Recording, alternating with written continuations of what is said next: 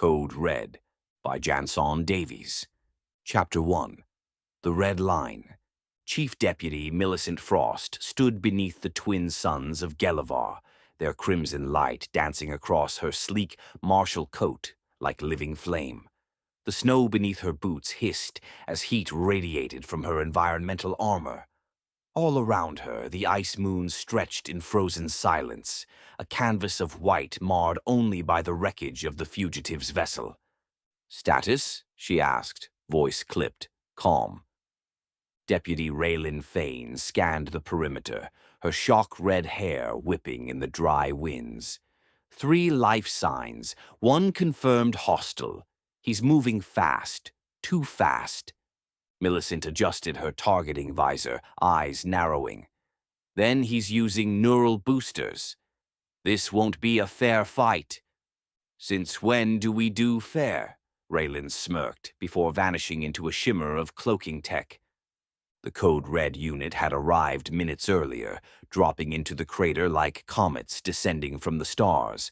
5 deputies, 5 streaks of brilliance, hair like flame, minds honed like blades.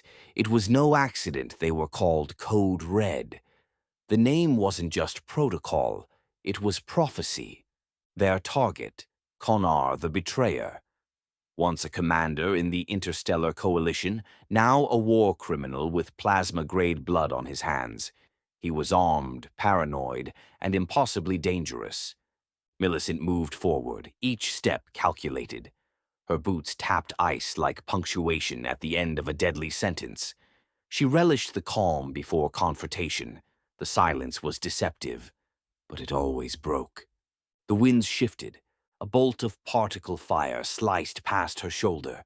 She spun, dropped, and returned fire. From the ridge, a hulking creature emerged, armor rippling, voice guttural. "You shouldn't have come." Millicent's eyes flashed beneath her visor. "I'm not here for negotiation, Konar. I'm here for closure." With a hand signal, Code Red surged. There would be no mercy. It was an execution. Chapter 2. Crimson Protocol. 6 months earlier, before Gallivar became a kill zone and Konar etched his name into Code Red's hunt list, Millicent Frost had just delivered a gang of 6 alien criminals to maximum security lockup. When she grasped onto the idea. Later she stood at the helm of an orbital command deck, her boots pressed into steel, arms folded over a report that smelled of blood and politics. The proposal was bold, borderline theatrical, totally insane. A task force made of anomaly, each deputy a master of combat, infiltration, and diplomacy. All red-haired. Beautiful. The symbolism, unapologetically deliberate. Code Red would be both myth and menace. Millicent hadn't chosen them for their hair, though. She'd chosen them for their ghosts. Raylan Fane, exiled war strategist whose clan vanished during the Dernzik uprising. Nova Trinit, former cybernetic spy who once dismantled a rebellion with a single hack. Rhiannon Valox, a telepath with scars-like stories, rejected by her own people for sensing too much truth.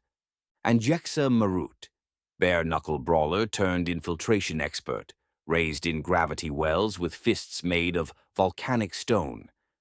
They were fragments, broken brilliance. And Millicent, she was their fulcrum. "You realize what you're proposing?" the Marshal Director had asked that day, brows heavy. "A unit designed to be feared." "No," Millicent had replied quietly.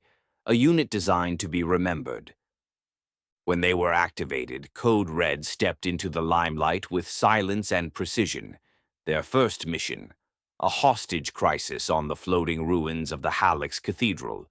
Millicent had coordinated the assault with clockwork efficiency. No civilian casualties, no diplomatic fallout. The Interstellar Council called it miraculous. She called it necessity. But even in triumph, shadows crept. After each operation, she reviewed the footage, the way Raylan hesitated just before firing. The distortion in Nova's data logs, the slight jump in Jexa's vitals that didn't match baseline. Small things, almost nothing. Yet Millicent knew how disaster began, with untraceable whispers. The Crimson Protocol, her personal codex, was updated every day. Watch, listen, protect. The strength of the unit was also its vulnerability. Trust was a double-sided blade, shining, sharp, and blood-ready. And somewhere, already, something was cracking. Chapter 3. Voice in the Void. The encrypted message arrived during a routine data sweep. Code Red had just finished their debrief from the Gallivar mission, bruised but unbowed. While the others dispersed, Raylan headed for recalibration, Nova sank into her diagnostic suite. Millicent remained in the ops room, staring at the console where a single line blinked, "Red bleeds easiest from unseen wounds." It wasn't signed, no traceable signature, no transmission point. The encryption method wasn't Coalition standard. In fact, it didn't match any known alien tech either. But Millicent knew this message wasn't sent by an outsider. Someone inside had looped it into the grid. She tapped the screen again. No other messages. Just that one line. It felt like a dare or a threat. Later that night, she reviewed the mission log again. Konar had tried to stall. His final transmission, before Raylan put him down, was scrambled, but Millicent isolated a fragment. "You think you're safe with Sisters in Red, but red is the loneliest color." Two similar phrases, two warnings, neither explainable. She didn't share them yet. Her instinct screamed caution. If a shapeshifter had already penetrated the unit, revealing suspicion too early would force it deeper into hiding. Her deputies weren't just warriors, they were vulnerable. Broken pasts disguised beneath strength. The shapeshifter wouldn't mimic skills, it would mimic their memories. Millicent checked each biometric log before lights out. Jexa's heart rate spiked during briefing. Nova briefly paused when asked to update protocol systems. Rhiannon involuntarily eye-twitched during Konar's name drop. They were tiny markers, but pattern recognition was Millicent's forte. And the pattern now told her this. Code Red wasn't alone anymore. Chapter 4. The Thor Tracks Gambit. The mission parameters were clear. Locate and neutralize Thor Tracks, a fugitive empath who once manipulated an entire star system into war. His crimes weren't just violent. They were psychological masterpieces. He didn't shoot to kill. He whispered until worlds collapsed. Code Red dropped onto the orbiting ruins of Snyder Station, cloaked in silence, each deputy synced to a tactical stream. But even before they disembarked, something was wrong. Millicent stood with her hands clasped behind her back, eyes scanning Thor Tracks' movement predictions. He was outpacing their projections. His next location hadn't just been guessed, it had been anticipated. "He's not just running," Millicent murmured. "He's choreographing." Inside Snyder Station, the air shimmered with ash and electromagnetic residue. The corridors twisted like veins, metallic and claustrophobic. Nova Trinit walked point, her cybernetic interface glowing with predictive nodes. "He's mapping us, every movement." "How?" Raylan whispered, her voice tight. "We use blackout protocols. There's no leak." Millicent didn't answer. She was listening.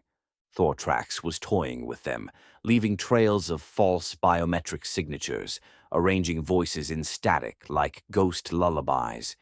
At one junction, Rhiannon Valox nearly dropped to her knees, overwhelmed by a sudden flood of bloody memories.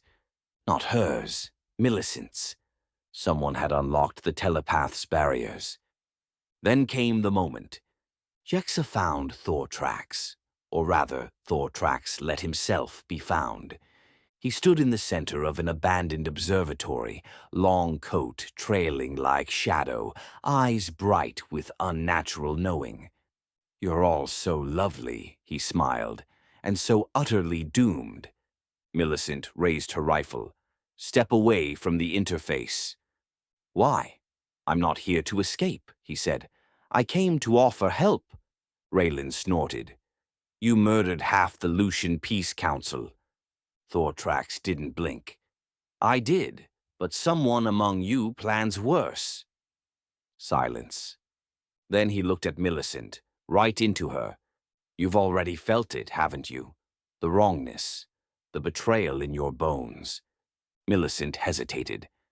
Ask yourself this, Thor Tracks whispered. When did Nova start dreaming in someone else's voice? Jexa lunged, but he vanished. Illusion tech, projection only. Millicent stared at the empty space. Code Red was bleeding. Slowly. Chapter 5. Shadows in Scarlet. Snyder Station lingered in orbit like a haunted memory, and Code Red carried the weight of it in silence. Millicent paced the war room aboard the Starborn Justice, eyes flicking through a storm of surveillance data. Everyone was accounted for, everyone was clean, on the surface. But she knew better than to trust appearances, especially when appearance could be manufactured. Across the room, Nova Trinette reclined in her diagnostics chair, eyes closed, interface nodes crawling along her temples like silver vines. Her breathing was measured. Too measured. Millicent reviewed her vitals again, heart rate steady, neural feedback normal. But Rhiannon had reported strange psychic interference the night before, like someone else had briefly hijacked the mental bandwidth shared between the deputies during close ops. I sensed static, Rhiannon had whispered. Not silence, not noise, a facsimile. The team gathered for a tactical prep session that afternoon. Raylan looked tired, uncharacteristically withdrawn. Jexa moved like a shadow, her usual swagger dulled. Rhiannon didn't speak much, just lingered at the edges, reading expressions like they were data points. Millicent stood before them. We're reviewing every protocol, cross-analyzing biometric signatures from our last 5 missions. There's a new layer of security, level 7 clearance only. Nova raised an eyebrow. Why the shift? Millicent met her gaze. There's a possibility that external tech has infiltrated internal systems. Nova nodded slowly. Should I assume you mean me? Millicent didn't flinch. I assume nothing. I investigate everything. A pulse of tension sparked across the room. Trust was fraying, not from betrayal but from fear. The sisterhood was crumbling. Later that night, Millicent found Rhiannon alone in the observatory. I tried probing deeper, the telepath said softly, and something pushed back. Millicent sat beside her. Pushed back how? Not like resistance, Rhiannon whispered. Like recognition, as if it knew I was searching, and welcomed me in. Millicent's pulse quickened. A shapeshifter didn't need to just mimic behavior. It could tap into memory, emotion, even psychic residue. Then it's already in our network, Millicent murmured. Rhiannon turned to her, eyes wide. Millicent, what if it's not mimicking one of us? Millicent froze. What if it's mimicking all of us? Chapter 6. The Skinwalker. Millicent initiated Protocol Theta. Every deputy was confined to isolated quarters for biometric recalibration and neural shadow scans. The scans weren't coalition standard. They were experimental, raw algorithms developed to detect subtle variances in identity signatures, not just fingerprints or DNA, but behavioral memory, how someone flinched, breathed, or hesitated when faced with stress triggers. This was the heart of Millicent's gambit. A shapeshifter could fake skin and voice. It couldn't fake trauma. Deputies complied. Mostly. Nova submitted first, eyes unreadable, voice neutral. Running this on all of us feels like mistrust. It's precaution, Millicent replied. And you know why. Nova didn't argue. She just leaned into the scan and didn't blink once. Raylan went next, grumbling. Yexa followed, fists clenched. Rhiannon hesitated, then volunteered. And the results? All passed, except one anomaly. A fluctuating echo in Rhiannon's scan, a subtle bleed of emotion misaligned with her neural timestamps. According to the scan, she had remembered an event that never happened. Millicent confronted her. Where were you during the Dernzik siege? Rhiannon frowned. I wasn't deployed then. I was still in training. Millicent played a fragment of the scan audio, Rhiannon recalling a moment of hiding under rubble, her sister's scream, a blaster charge landing nearby. It wasn't possible. I never had a sister, Rhiannon whispered. Millicent locked down Rhiannon's room. If the skinwalker had copied Rhiannon, it was using her memories, borrowing them, resequencing them. But Rhiannon's confusion felt real, too raw for mimicry. So Millicent turned the lens around. What if the shapeshifter wasn't one of them? What if it had mimicked someone close to her?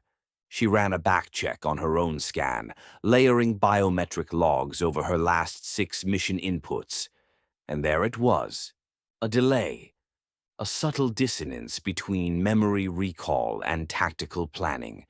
She had remembered Raylan's hesitation during Gallivar before it happened. Someone had overwritten her recall. Millicent wasn't chasing the skinwalker anymore. She was infected by it. Chapter 7. Millicent's Trial. Millicent stared at her reflection. The command deck's ambient light cast shadows across her features, high cheekbones, silver-flecked eyes, the signature coil of red hair that symbolized the unit. But beneath it all, she searched for something foreign. Was it a subtle change in posture, a cadence shift in her speech? The skinwalker's whispers hadn't arrived with gunfire or sabotage. They had woven themselves into her. She activated a restricted simulation, her own memories, projected as holographic frames across the chamber. Her first field command, her mother's goodbye message before the fleet launch, the moment she chose each member of Code Red. But they blurred. Some details fractured. Her mother had worn a yellow coat, hadn't she? Not blue. And Raylan's recruitment had taken place on Ether Prime, not the drifting colony of Valoxin 7. The memories had been rewritten, either by the Shapeshifter or by Millicent herself under its influence. She ran emotional recognition scans. They picked up elevated cortisol levels during moments that should have brought calm, and a chilling lack of dopamine during personal triumphs. If she was being mimicked, it was so complete that even her own feelings no longer aligned. She isolated herself. Command locked her logs. Code Red was told Millicent was on strategic sabbatical. Nova didn't buy it. Jexa punched a wall. Raylan said nothing but started her own quiet investigation. Millicent used the solitude to test herself. Basic tactical simulations, memory prompts, taste trials, sensory puzzles. Each one fractured. What she recalled shifted in small, unnerving ways. Favorite foods tasted like dust. Childhood sounds echoed wrong. She wasn't just infiltrated. She was a battleground. And yet there was a flicker of clarity, a dream, repeated, vivid. Her mother standing on a shoreline beneath violet skies, saying one sentence, "Red doesn't break, it binds." Millicent woke, gasping. She wasn't broken yet, and if she could trigger the same clarity in her team, she might draw the skinwalker out of hiding. Chapter 8. Red Reckoning. Millicent stood in the center of the neural chamber, surrounded by translucent panels pulsing with pale red light. Each deputy was wired into the shared hallucination protocol, a secure simulation designed to induce emotional resonance, forcing subconscious truths to surface. The chamber's interface mapped their neural feedback in real time. If the skinwalker had integrated itself into the team, it wouldn't be able to maintain its mimicry under synchronized memory stress. The trap had one rule: trigger an emotionally loaded scenario from each deputy's personal past, then fracture it with false detail. A mimic would adapt too quickly. The real ones would hesitate. Scenario 1. Raylan Fane, the Valaksin ambush. A simulated battlefield. Raylan's lost clan materialized in fog. But Millicent injected an inconsistency, a deputy insignia on one of the fallen, never present in the real event.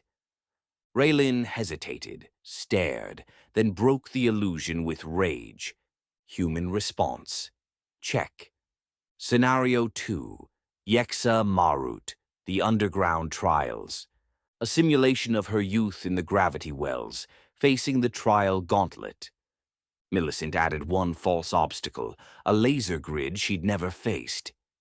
Jexa snarled, punched through it instinctively, then paused. Human response. Check. Scenario 3. Rhiannon Valix, the Silence Chamber.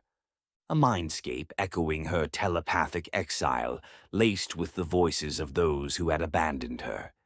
Millicent added one loving voice, her former mentor, long dead. Rhiannon wept, reaching for the voice, and then collapsed. Human response. Check. Scenario 4. Nova Trinit, the Code Mirror. Nova's past was the most encrypted. Her trials had taken place behind firewalls and false identities. The scenario was minimalist: a cold room, a surveillance drone, a command to erase a target. Millicent injected a false target. Millicent herself. Nova flinched, then smiled. Millicent froze.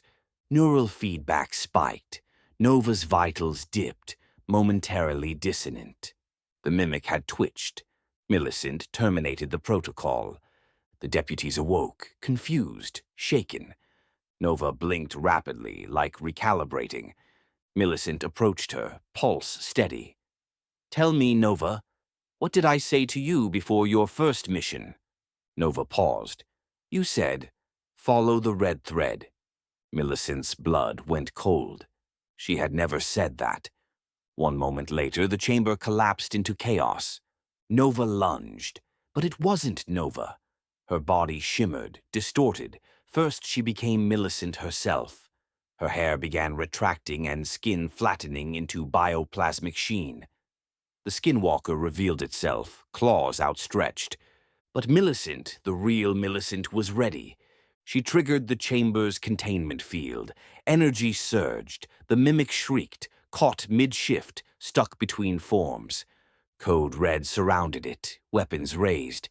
Millicent's voice sliced through the noise. "We've bled enough. It ends now." Chapter 9. Ashes and Honor. The containment chamber hissed as the skinwalker collapsed, its form flickering like broken glass. Millicent stared down at it, neither triumphant nor relieved. It had taken the shape of Nova, mimicked her strength, and nearly shattered the bonds that held Code Red together. Jexa stepped forward, weapon still raised. "We end it." Millicent hesitated, not because of fear, but because of conscience. "I want answers first," she said. The mimic looked up, eyes flickering with synthetic sorrow.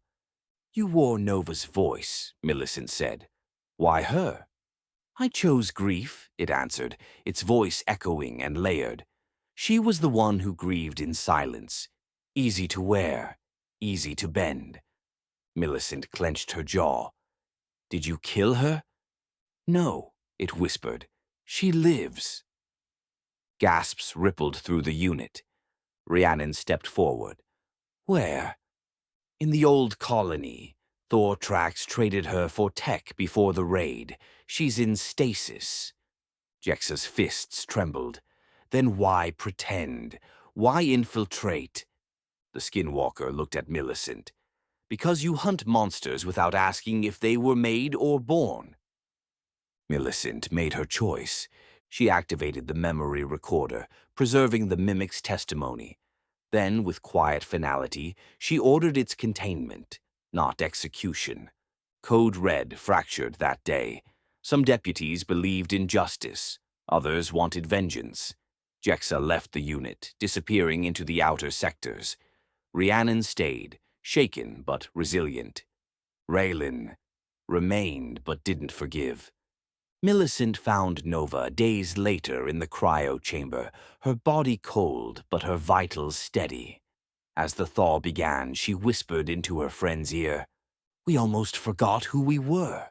You're the memory we come back to." Nova opened her eyes. Code Red was rebuilt, not as myth, but as reminder. A unit forged not in fear, but in truth. Their legend became more than beauty or danger. It became a warning. Red binds, red breaks, red bleeds, but it never forgets. Chapter 10. Legacy of Code Red.